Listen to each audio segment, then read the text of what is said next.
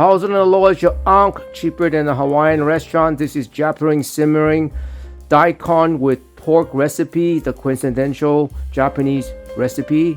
Here we go, entire recipe in about a minute and a half. Fitness, foodies, and the fabulous absurd.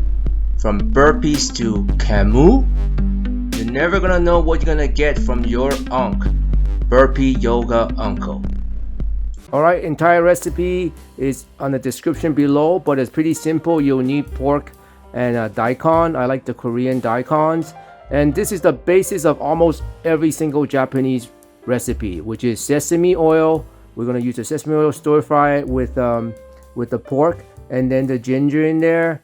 And then you're going to put in the daikon, and then the other 3 ingredients. Soy sauce. Yep. That's very important. The higher grade, the better. Just regular soy sauce. Aji mirin, which is adding the sweetness and the rice vinegar, the wine from the aji mirin. Dashi, which is basically dashi. You can make your own dashi too from bonito flakes, but I just use dashi. And then also, very last thing is the sake. So with those 4 ingredients, basically is almost every single dish. In kombu, but this one we didn't have kombu in there. That's just water. You can put chicken stock if you want, and that's pretty much the whole recipe. Can you believe it or not? Almost every single Japanese recipe is made with that.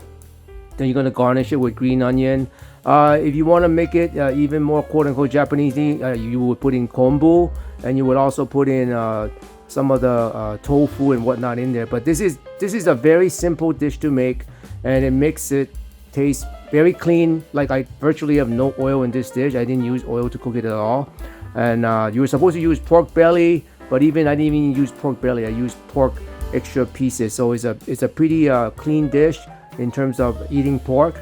And you know, I like to eat clean food. You know, I like to eat home cooking. I didn't put any Ajinomoto in this. This is definitely cheaper than going to a Hawaiian restaurant or a Hawaiian Japanese restaurant. This cost me like, I don't know, $1 or $2 to make. And all the ingredients are readily available in almost any Walmart, except for maybe the dashi. But if you go to a Japanese market or Asian market, I'm pretty sure they'll have dashi powder for you, which is hondashi. If you don't have dashi, there's really not a good, you can't really use chicken stock for it. But the dashi is that's what gives the kind of the fishy flavor for this particular dish. So if you're down this far, please hit that like and subscribe button. Towards the end of the video, I'm going to put on like a speed up version of the whole cooking process. It took me maybe about, I don't know, maybe 5 minutes to cook it. I really only cook things that's very short duration, that's very tasty. The long duration, I leave it to my wife. She's actually a way better cook than I am. I'm basically a Hawaiian food hack. The food that I can make fast and I can grind after my burpees, I do. And by the way, I burpee to eat and I eat to burpee. As you can tell from one of the corners, I'll put over somewhere, probably on the upper right hand corner. I do a lot of burpees every single day, and then my fuel is to eat. And, oh yeah, that's a spicy poke. Spicy salmon poke.